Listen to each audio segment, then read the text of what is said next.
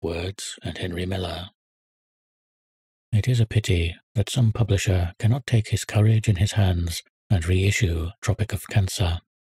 About a year later, he could recoup his losses by publishing a book entitled What I Saw in Prison, or words to that effect, and meanwhile, a few copies of the forbidden text would have reached the public before the entire edition was burned by the public hangman, or whoever it is that has the job of burning banned books in this country.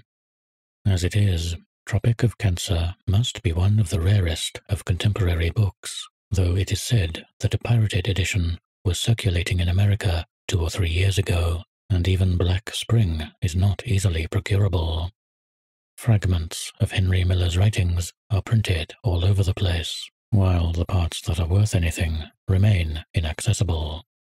In criticizing him, one has to rely on memory, and since the person who reads the criticism may never get a chance to read the books, the whole process is rather like taking a blind man to see a firework display. The present selection includes the short story. It is perhaps rather a sketch than a story. Max, the excellent autobiographical sketch via Dieppe New Haven. 3 chapters, heavily blue-penciled, from Black Spring, a scenario for a surrealist film, and a number of critical essays and fragments. The book closes with a biographical note which is probably truthful in its main outlines, and which ends like this. I want to be read by less and less people. I have no interest in the life of the masses, nor in the intentions of the existing governments of the world. I hope and believe that the whole civilized world will be wiped out in the next 100 years or so. I believe that man can exist, and in an infinitely better, larger way, without civilization. To compare via New Haven Deeper with, for instance, the fragment from Hamlet, the enormous book of letters which Miller wrote in collaboration with Michael Frankel, is to get a good idea of what Miller can and cannot do. Via New Haven Deeper is a truthful and even moving piece of writing. It records an unsuccessful attempt by Miller to pay a short visit to England in 1935.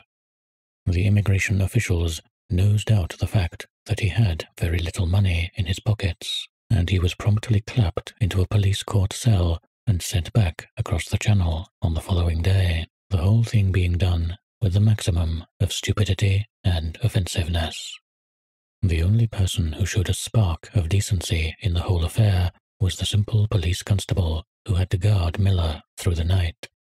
The book in which this sketch occurs was published in 1938, and I remember reading it just after Munich and reflecting that, though the Munich settlement was not a thing to be proud of, this little episode made me feel more ashamed of my country. Not that the British officials at New Haven behaved much worse than that kind of person behaves everywhere, but somehow the whole thing was saddening. A couple of bureaucrats had got an artist at their mercy, and the mixture of spite, cunning, and stupidity with which they handled him made one wonder what is the use of all this talk about democracy, freedom of the press, and what not. Via New Haven Deeper is in the same vein as Tropic of Cancer. For 40 years or more, Miller has led an insecure, disreputable kind of life, and he had 2 outstanding gifts, both of which could perhaps be traced back to a common origin. One was a complete lack of ordinary shame, and the other was an ability to write a bold, florid, rhythmical prose of a kind that had hardly been seen in England for 20 years past. On the other hand, he has no power of self-discipline, no sense of responsibility, and perhaps not much imagination, as opposed to fancy. He was, therefore, best equipped as an autobiographical writer, and liable to dry up when the material drawn from his past life came to an end. After Black Spring, it was to be expected that Miller would descend into charlatanism of one kind or another, and in fact, a great deal of his later writing is simply a banging on the big drum, noise proceeding from emptiness. Let anyone read the 2 essays in this book. The Universe of Death, a criticism of Proust and Joyce, and an open letter to surrealists everywhere. In nearly 70 pages, it is astonishing how little he says, and how impressively he says it. The arresting, but in fact almost meaningless phrase, universe of death, strikes a characteristic note. One of Miller's tricks is to be constantly using apocalyptic language, to sprinkle every page with phrases like cosmological flux, lunar attraction, and interstellar spaces, or with sentences like, the orbit over which I am traveling leads me farther and farther away from the dead sun which gave me birth. The second sentence in the essay on Proust and Joyce is, whatever has happened in literature since Dostoevsky has happened on the other side of death. What rubbish it is when you think it out. The key words in this kind of writing are death, life, birth, sun, moon, womb, cosmic, and catastrophe.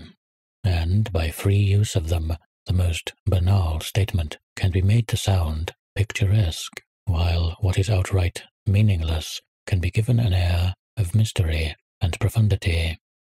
Even the title of the book, The Cosmological Eye, doesn't actually mean anything, but it sounds as though it ought to mean something. When one digs them out from beneath the flamboyant language, Miller's opinions are mostly commonplace and often reactionary. They boil down to a sort of nihilistic quietism.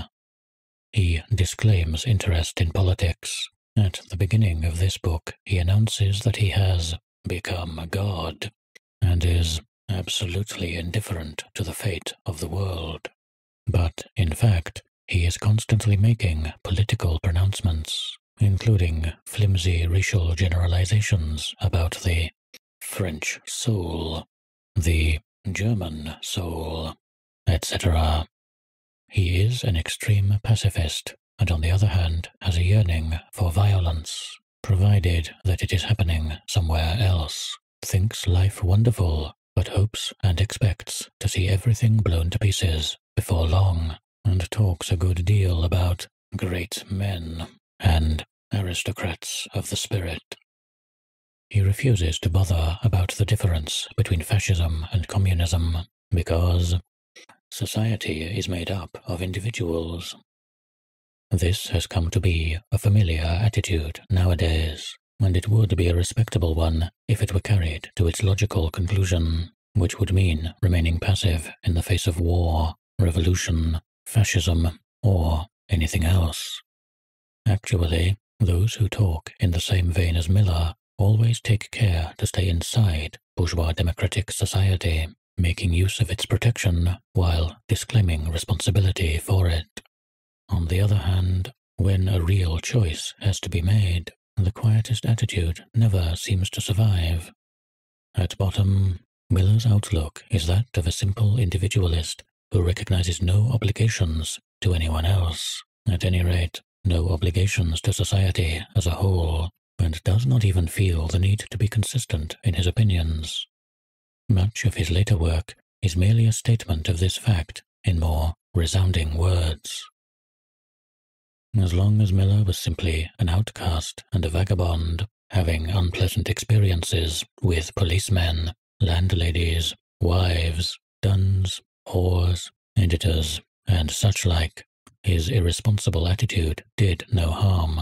Indeed, as a basis for a book like Tropic of Cancer, it was the best attitude. The great thing about Tropic of Cancer was that it had no moral. But if you are going to utter judgments on God, the universe, war, revolution, Hitler, Marxism, and the Jews, then Miller's particular brand of intellectual honesty is not enough. Either one must genuinely keep out of politics, or one must recognize that politics is the science of the possible. Here and there, in Miller's later writing, there is a slab of unpretentious autobiography. Via New Haven Deeper is one example, and there are comparable passages even in the unreadable Hamlet book, and then, once again, the old magic reappears.